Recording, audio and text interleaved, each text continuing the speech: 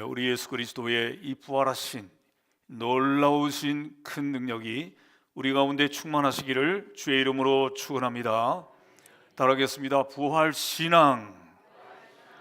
우리는 예수님 부활하심을 믿을 뿐만 아니라 그 부활신앙으로 살아야 하는 자들임을 항상 기억하며, 우리가 이 세상이 참 우리는 불신의 세상을 살아가고 있습니다. 첨단 과학 시대를 우리가 살아가고 있어서 많은 현대인들이 예수님의 부활을 별로 진지하게 생각하지 않고 예수님의 부활을 믿으려고 하지 않는 이런 세상 가운데 살고 있지만, 오늘 우리는 예수님의 부활 때문에 우리가 영생을 얻었고, 예수님의 부활 때문에 하나님 앞에 하나님의 자녀가 된 이런 놀라운 은혜를 입은 우리들이기 때문에 부활신앙으로 살아가기를 주의 이름으로 축원합니다. 우리 옆에 사람들에게 축복하겠습니다. 예수님 부활, 우리도 부활, 이렇게 인사하겠습니다. 네, 감사합니다. 우리도 부활해야 됩니다. 절망에서 부활해야 되고, 낙심에서 부활해야 되고, 예수를 믿는 사람들은 모두가 다 그런 믿음으로 살아야 할 줄로 믿습니다. 어떤 사람들은 생각할 것입니다. 요즘에 휴대폰, 스마트폰 하나를 들고 있으면 세계 모든 정보를 실시간으로 다 보는데, 이런 세상에 2000년 전에 죽은 예수가 살아났다고 말하는 게 이게 말이 되냐, 이게 이렇게 말할지 모르겠습니다. 과학적인 논리가 맞아야 되지 않느냐, 어떤 데이터가 있어야 되지 않느냐, 어떤 사진 증거가 있어야 되지 않느냐, 이렇게 말하는 사람들이 오늘 우리 현대인들의 모습인 것이죠. 어떤 사람은 그럴지 모릅니다. 다시 한번 재현해 보라지, 그러면 내가 믿겠어, 이렇게 생각할지 모르지만, 예수님의 부활은 재현할 수 없는 단 한 번의 역사적인 사건인 줄로 믿습니다. 오늘 세상이 워낙 가짜 뉴스가 많다 보니까 요즘에는 AI가 조작도 하고 사진도 조작하고 AI가 없는 것도 만들어내기도 하고, 그러니까 얼마든지 가짜 뉴스를 만드는 세상이기 때문에 오늘 사람들의 인식도 그렇게 변화하지 않았는가, 이런 생각을 합니다. 그래서 어떤 사람들은 예수님의 부활을 신화처럼 취급해버리고 고대의 신화 가운데 하나인 것처럼 인식해버리는 이런 세상에 우리가 살고 있는 것입니다. 예수님 당시에도 예수님의 부활을 증거하는 제자들에게 그 예수님의 제자들이 환상을 보았다라고 취급하는 이들이 있었습니다. 예수님의 시체를 누가 도둑질해 갔다, 이렇게 취급해버리는 사람들이 그때 당시도 있었습니다. 오늘 성경 본문에도 그렇게 나타나고 있는 것입니다. 오늘 우리 영적인 세계, 신앙의 세계는 우리의 머리로 이해할 수가 없을 뿐만 아니라 어떤 우리가 가지고 있는 지식으로 똑 떨어지게 설명을 하면 좋겠지만, 그러나 똑 떨어지게 설명할 수 없는 것이 영적인 진리인데, 그래서 예수님께서도 마태복음 3장 34절에 있는 말씀을 보면 예수님께서 모든 것을 비유로 말씀하시고 비유가 아니면 아무것도 말씀하지 아니하셨다라고 말씀하고 있습니다. 왜냐하면 예수님이 하신 그 말씀이 비유로 해서 깨닫게 해야지 영적인 세계를 어떤 것으로 설명해서 되는 게 아니기 때문인 것입니다. 오늘 이 세상의 많은 사람들은 하나님의 이 세상의 창조와 또 인간의 창조, 예수님의 부활을 믿지 않으려고 하는 이런 참 세력들이 많이 있지 않습니까? 하나님께서 우리 인간의 몸을 만드실 때 100조 개의 세포로 만드셨대요. 100조 개의. 그런데 하나님께서 창조하신 것들을 우리가 생각하면 생각할수록 신비하지 않습니까? 시편 139편 14절에 보면 내가 주께 감사하오면 나를 지으심이 심히 기묘하심이라. 주께서 하시는 일이 기이함을 내 영혼이 잘 아나이다. 이렇게 시편 기자가 우리 하나님을 찬양하고 있습니다. 하나님이 하신 모든 일들이 너무나도 기묘합니다. 예수님이 십자가에 죽으시고 부활하신 이후에 2000년이 지난 지금에도 오늘 우리의 몸을 우리가 바라보면 정말 기묘하지 않습니까? 하나님이 창조하신 우리의 몸이 다 방수로 만들었어요. 방수로 만들, 신비하게 만들었습니다. 우리의 몸을 우리가 바라볼 때에도 우리가 참 신기하지 않습니까? 하나님이 하신 모든 일들은 이렇게 오묘막측한 이런 하나님의 역사임을 우리가 고백하지 않을 수 없습니다. 어떤 진화론자들은 그렇게 말합니다. 우리 인간은 단세포인 아메바가 점점 다세포로 바뀌어서 이 다세포가 척추동물로 바뀌어가지고 인간이 되었다라고 말하는 사람들이 있지 않습니까? 혹 그렇다고 친다면 말이죠. 친다면 그 아메바는 또 누가 만들었어요? 저절로 아메바가 있습니까? 그럴 수가 없는 것이죠. 온 우주 만물을 모든 공기로부터 해서 모든 것을 하나님께서 다 창조하신 이 놀라운 사실을 우리가 믿고 감사하고 고백하고 찬양하는 우리 성도들이 다 돼야 될 줄로 믿습니다. 오늘 우리 현대인들은 조금 지식 있는 사람들은 또 그렇게 말합니다. 우리 예수님은 참 훌륭하시다. 예수님의 생애는 우리가 믿겠지만 예수님이 가르치신 그 윤리, 예수님이 보여주셨던 그 본, 예수님께서 가르치신 도덕적인 모든 그 삶과 가르침은 너무나도 훌륭하지만 그런데 예수님이 십자가에 죽으셨다, 부활하셨다는 것은 그건 못 믿겠다 라는 것이 오늘 우리 현대인들의 생각들인 것입니다. 그러나 고린도전서 15장 3절에 보면 장사 지낸 바 되셨다가 성경대로 사흘 만에 다시 살아나사 이렇게 말씀하고 있어요. 예수님이 부활하신 것은 우연히 어쩌다가 된 게 아니라 성경대로. 한번 따라하겠습니다. 성경대로.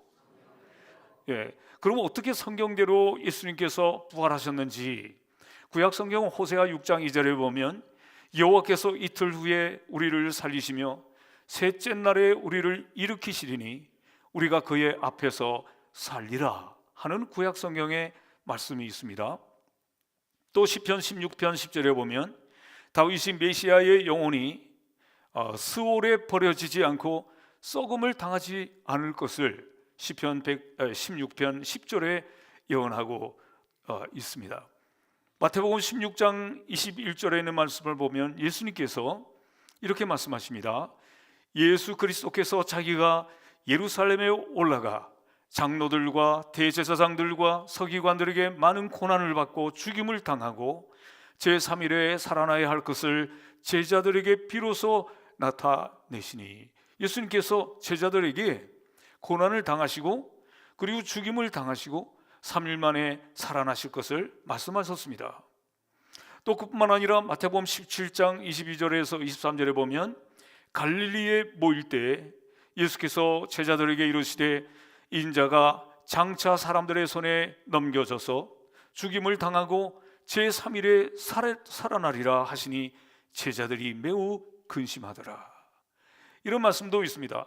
예수님께서도 그렇게 예언하셨고 우리 성경에 벌써 예수님이 죽으시고 부활하실 것을 말씀하신 그 성경대로 사흘 만에 다시 살아나셨다고 고린도전서 15장 3절에는 그렇게 말씀하고 있는 것입니다. 오늘 그렇다면 예수님의 부활하신 것이 우리와 무슨 관련이 있는가? 우리에게는 무슨 유익이 있는가? 생각할지 모르지만 예수님께서 죽으시고 부활하신 그 사건을 믿는 것을 우리는 믿음이라고 말해요. 그 믿음을 가질 때 예수님의 영이 우리 가운데 들어오시고 예수님께서 우리 가운데 우리의 영 속에 들어오신 것을 우리는 새로 태어난 것이다, 거듭난 것이다 라고 말하는 것입니다. 우리가 이렇게 거듭날 때 그냥 거듭난 것으로 많은 것이 아니라 예수님께서 죽으시고 부활하신 것처럼 우리들도 예수님처럼 부활하는 그 놀라운 특권에 참여하는 자가 될 수 있기 때문에 그래서 우리가 부활을 믿는 것이 우리에게 소중하고 우리에게는 필수적으로 중요하다고 하는 사실을 오늘 우리 성도들이 깨닫고 그렇게 믿으시기를 주의 이름으로 축원합니다. 오늘 마태복음 28장에 있는 말씀을 보게 되면 두 그룹이 나옵니다. 한 그룹은 예수님의 부활하심을 확신하고 믿으려고 하는 그룹이 있는가 하면, 또 한쪽 그룹은 예수님의 부활을 그것을 감추고 그것을 덮어서 믿지 못하게 만들려는 그룹이 오늘 성경 마태복음 28장에 나와 있는 것입니다. 한 사건을 놓고, 똑같은 사건을 놓고 이와 같이 다르게 판단하고 다르게 이해하는, 이것이 옛날만 아니라 지금도 마찬가지인 것입니다. 진리는 하나이지만 그러나 마귀는 비슷한 이론을 자꾸 만들어서 우리를 혼미케 만들고 혼란하게 만드는 것입니다. 오늘 세상도 마찬가지죠. 그렇기 때문에 오늘 우리 성도들은 분별력을 가지고 우리 하나님의 말씀을 바르게 알고 믿는 성도들이 다 되어야 될 줄로 믿습니다. 지금도 마귀는 각종 사이비 이론을 만들고 각종 믿지 못할 그럴듯한 비슷한 그런 이론을 만들어서 우리를 혼미케 하고 있다고 하는 것을 우리가 기억하면서 오늘 성경에 나와 있는 마태복음 28장의 상황과 똑같은 거예요. 그러므로 우리가 정신을 차리지 아니하면 이런 혼미한 것에 우리가 넘어갈 수밖에 없는데, 오늘 예수님께서 부활하신 마태복음 28장은 예수님의 부활을 증거하고 있는 말씀인 것이죠. 오늘 성경 보면 예수님 부활하신 것을 여인들이 먼저 막달라 마리아와 다른 마리아가 예수님의 부활하심을 보게 되었죠. 그러면서 그들이 제자들에게 이 소식을 전하러 갈 때, 그때에 그 지키고 있던 경비병들이 그 부활하신 그 예수님, 지진이 일어나고 천사들이 나타나서 돌을 굴리는 그 모습을 이들이 보았단 말이죠. 그것을 보았는데, 그래서 그들은 대제사장에게 가서, 종교 지도자들에게 가서 이것을 다 전하는 것입니다. 그럴 때 이 종교 지도자들은 그동안에 걱정을 했는데 그 걱정한 일이 현실로 나타나 버리기 때문에 가슴이 덜컹하게 되었습니다. 그래서 이 사람들이 비상대책위원회를 만들었습니다. 어떻게 하면 이것을, 예수님 부활하신 것을 은폐하고 덮을 것인가, 이런 비상대책위원회를 해가지고 거기서 나온 결론이 뭡니까? 이 군인들에게 돈을 많이 주고 뇌물을 많이 주고 이 제자들이 그 예수의 시체를 도둑질해갔다고 말하도록 하는 것이 그들의 비상대책위원회 결론이었던 것입니다. 그래서 우리가 잠자고 있을 때 예수님 제자들이 와서 훔쳐갔다 라고 말하라. 그런데 우리가 가만히 생각해 보면 이 사람들이 잠들었는데 예수님의 제자들이 와서 훔쳐갔는지 잠든 사람이 어떻게 알 수 있습니까? 그러니까 가만히 생각해 보면 이 세상의 모든 거짓말은 앞뒤가 안 맞아요. 가짜 뉴스들이 오늘날도 많이 생성되고 있는데, 오늘 예수님의 이 부활에 대한 이 상세한 내용은 마태복음, 마가복음, 누가복음, 요한복음이 있지만 마태복음에만 이 말씀이 이렇게 상세하게 기록되어 있습니다.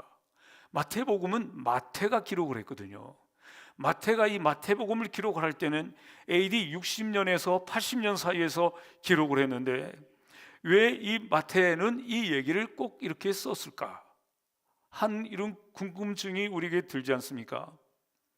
이 소문이, 오늘도 성경에 있는 말씀을 보니까 이 소문이 계속해서 두루 퍼졌다 그랬어요. 오늘 15절에 보면 군인들이 돈을 받고 가르친 대로 하였으니, 이 말이 오늘날까지, 이 오늘날까지가 언제겠어요? 이 마태가 마태복음을 쓸 때까지죠. 이때까지 유대인 가운데 두루 퍼졌습니다.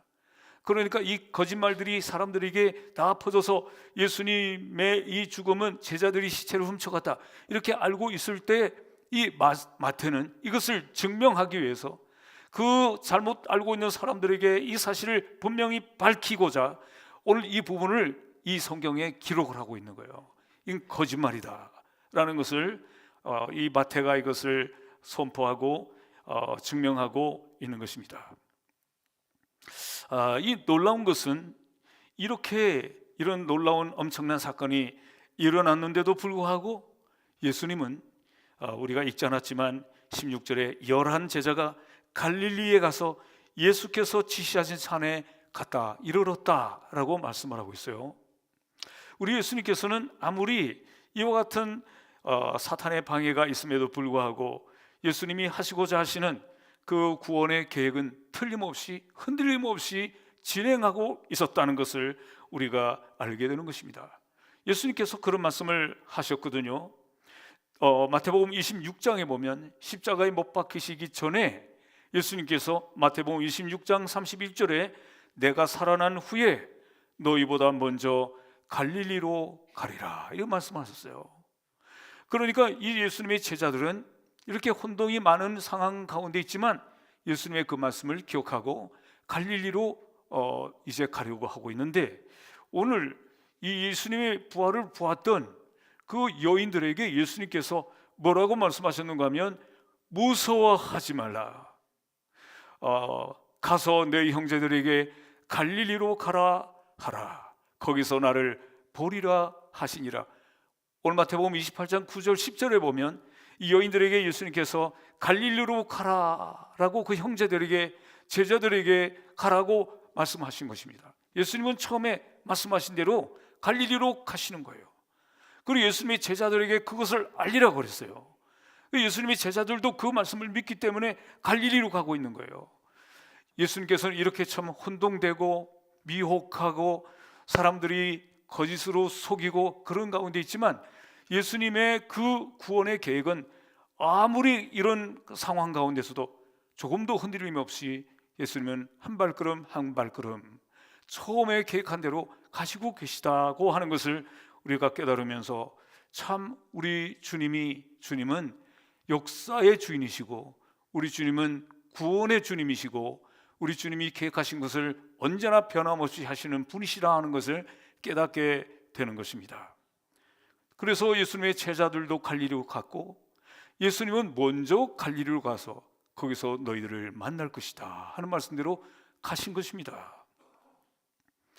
네, 오늘 이렇게 우리 예수님께서는 우리 예수님의 그 구원의 계획이 조금도 흔들리지 않는 것을 우리가 보고 있는데, 예수님께서 왜 그 갈릴리에서, 왜 하필이면 갈릴리에서 예수님의 제자들을 만나려고 하셨을까요? 예수님께서는 벌써 다 아셨습니다. 예루살렘에서는 예수님을 죽이려고 하는 사람들이, 무리들이 다 진을 치고 있어서 그 예수님의 구원의 역사를 그곳에서는 이루기 어렵다는 것을 벌써 다 아셨습니다. 그래서 예수님께서는 갈릴리로 가실 것을 딱 계획하고 계셨는데, 예수님이 처음에 이 예수님의 선교를 시작하실 때 마태복음 4장에 보면 이런 말씀이 있어요. 마태복음 4장 15절부터 16절까지 보면 스불론 땅과 납달리 땅과 요단강 저편 해변 길과 이방의 갈릴리여, 흑암에 앉은 백성이 큰 빛을 보았고 사망의 땅과 그늘에 앉은 자들에게 빛이 비치었도다 하였느니라. 이런 말씀을 예수님이 하셨어요. 여기 보면 스불론 땅, 납달리 땅, 요단강 저편, 이방의 갈릴리 이 나오는데 다 이 갈릴리 호수를, 바다를 중심으로 하는 그쪽 북쪽에 있는 지역을 말하고 있는 것입니다. 예수님께서 그곳에 사망의 그늘에 앉은 그들에게 빛이 비치었도다 라고 예수님이 말씀하시면서 바로 갈릴리 지역에 복음이 증거되어지고 갈릴리 지역에 그곳에 구원의 역사가 일어날 것을 예수님이 미리 보셨고, 그리고 예수님께서 미리 제자들에게 갈릴리로 갈 것을 말씀하셨고, 그리고 부활하신 후에 여인들에게 갈릴리로 가라라고 전하라고 말씀하셨고, 예수님이 그곳으로 가신 것입니다. 왜 그러셨을까? 예수님께서 왜 그 갈릴리는 바로 어떤 것입니까? 그 위쪽은 아수르 제국이 있는 것이고, 아수르 제국이 그 북쪽을 침략을 해서 혼혈 민족을 만들고, 그래서 이 북쪽에 있는 사람들은 다 아수르에 팔려가고 아수르 사람들은 그곳에 와서 살고 있어요. 그래서 혼혈이 되는, 혼혈 정책으로 혼혈이 되는, 그래서 남쪽에 있는 유대 사람들은 그쪽 사람들을 사람 취급하지 않는 그런 참 천대받는 지역이 바로 갈릴리 지역이었던 것입니다. 그런데 그 갈릴리 지역에 이제 구원의 빛이 비치게 될 것을 벌써 예수님께서는 예수님이 공생애를 시작할 때 벌써 선포를 하셨어요. 그곳에 하나님께서 구원의 역사, 빛이 비치게 될 것이다. 그리고 부활하신 예수님은 갈릴리로 가셔서 거기서 제자들을 만나서 그 제자들의 마음이 흔들리고 믿음이 흔들리는 것을 다시 정돈시키고 회복시키는 일을 하시고, 그리고 그곳에서 예수님이 선교의 사명을 주신 그 내용이 오늘 이 마태복음 28장 후반부에 나와 있는 거죠. 우리가 잘 아는 너희는 가서 모든 민족으로 제자를 삼아 아버지와 아들과 성령의 이름으로 세례를 주고 내가 너희에게 분부한 모든 것을 가르쳐 지키게라 하라는 예수님의 마지막 분부, 더 그레이트 미션이죠. 가장 위대한 주님의 명령이라는 뜻이죠. 이런 명령을 그곳에서 예수님이 하신 거예요. 네, 오늘 우리 예수님께서 이 땅에 오셔서 하시려고 한 그 모든 중요한 구원의 역사, 그 선교의 역사의 명령을 그곳에서 갈릴리에서 하셨다고 하는 것이 오늘 마태복음 28장 19절 20절에 나타나고 있는 것입니다. 예수님께서 이 사도행전 그 1장 8절에도 보면 오직 성령이 너희에게 임하시면 너희가 권능을 받고 예루살렘과 온 유대와 사마리아와 땅끝까지, 바로 다른 말로 말하면 앞에서 말씀드린 모든 족속이죠. 모든 족속, 이 사람들에게 내 증인이 되리라고 말씀을 하셨지 않습니까? 이 마태복음 28장에 이런 명령을 받고 난 다음에 바로 즉시 그들이 순종을 못했어요. 오늘 우리는 안주하기를 좋아합니다. 우리만 안주하기를 좋아하는 게 아니라 예수님의 제자들도 안주하기를 좋아했습니다. 어디 먼데 가서, 낯선 곳에 가서, 낯선 문화에 가서 우리 주님이 주시는 명령을 행하는 것은 사실상 쉽지 않았죠. 그래서 그들은 처음부터 순종하지 않았지만 사도행전에 있는 말씀을 보니까 스데반을 비롯해서 기독교에 대한 핍박이 오면서 그 핍박을 통해서 흩어져서, 그래서 사마리아로, 북쪽 사마리아로 가고 안디옥으로 가고 또 소아시아 오늘의 트리키에로 가고 또 마케도니아 유럽으로 가고 그리스로 가고, 이렇게 해서 복음을 증거한 내용이 사도행전에 나와 있지 않습니까? 이렇게 바로 순교의 이 아픔, 핍박, 피 흘림, 고통을 통해서 하나님이 억지로 그들을 흩어져 버리셨어. 그래서 복음이 증거되어지게 되었는데, 그렇게 복음이 증거되어지게 된 명령이 오늘 부활하신 예수님께서 갈릴리에서 제자들에게 거기에서 수습을 해가지고 혼미하고 혼동되고 정신이 없고 이런 가운데 있는데 제자들을 다시 믿음으로 수습을 해가지고 그곳에서 명령을 내리신 곳이 바로 갈릴리였다 하는 사실을 우리가 기억하면서, 오늘 하나님은 역사의 주인이 되시고 하나님은 온 세계를 구원하시려는 그 계획이 이 세상의 어떤 사건들 때문에 변질되거나 변경되지 않고 꿋꿋이 묵묵히 진행되고 있다는 사실을 오늘도 우리가 깨닫고 그 사실을 믿고 그 일에 동참하고 순종하는 우리가 되어야 될 줄로 믿습니다. 오늘 말씀을 보니까 우리 예수님께서 내가 너희와 함께 계시겠다라고 말씀하지 않습니까? 28장 끝에 있는 말씀을 보면 내가 세상 끝날까지 너희와 항상 함께 있으리라 하시니라. 예수님 제자들에게 이런 사명을 주시면서, 복음을 증거하라고 사명을 주시면서 예수님이 주신 최고의 위로의 말씀이 뭡니까? 내가 너희와 함께 하겠다 그랬어요. 예수님의 이름이 물론 예수님이지만 예수님의 이름이 또 하나의 별명이 뭡니까? 임마누엘이에요. 임마누엘이 바로 뭡니까? 함께, 마누 우리와, 엘 하나님이 우리와 함께 계시다 함이라. 예수님의 이름이 임마누엘이지 않습니까? 그 예수님께서 이제 예수님의 제자들에게 너희와 함께 있을 것이다 라고 최고의 위로의 말씀을 주셨는데, 그게 예수님 제자들에게만 그런 약속을 주셨을까요? 그렇지 않습니다. 오늘 우리에게 주신 하나님의 위로의 말씀이요 약속의 말씀인 줄로 믿습니다. 오늘 이 부활절 아침에 오늘 죽음을 이기시고 부활하셔서 오늘 우리에게 절망에서 또 낙심해서 모든 염려에서 우리 앞에 아무것도 보이지 않는 이런 세상 가운데서도 낙심하지 말고 죽음을 이기셨다는 그 소식과 함께 우리도 예수님만 아니라 우리도 이 세상이 어둡게 보이고 캄캄하게 보이고 앞이 보이지 않고 이런 세상 가운데 있지만 우리도 주님의 그 부활에 동참하는 자가 되어서 이제 영생을 얻게 하시고 예수님이 재림하실 때 다 우리가 살아나서 공중에서 주님을 영접하는 이런 놀라운 이 특권을 우리 예수님을 믿는 자들에게, 예수님을 믿고 영접하고 구원을 받은 자들에게 이와 같은 부활의 놀라운 하나님과 영원토록 함께 살 수 있는 이 부활의 특권과 놀라운 능력을 우리에게 주셨다 하는 사실을 기억하면서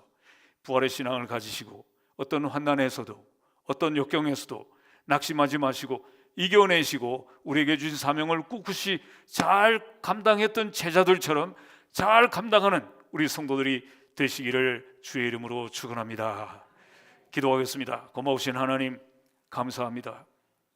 예수님이 고난당하실 때 예수님이 많은 그 종교 지도자들에게 미움을 받으시고 끌려가실 때 그들은 다 환호를 지르며 기뻐했을 것입니다. 그렇지만 하나님 아버지, 우리 예수님은 십자가에서 죽으신 가운데서 사흘 만에 부활하셔서 우리 예수님께서 생명의 주인이심을, 우리 예수님께서 하나님이심을, 우리 예수님이 능력의 주인이심을 증명하여 주신 오늘 이 부활절을 맞게 하여 주심을 진심으로 감사합니다.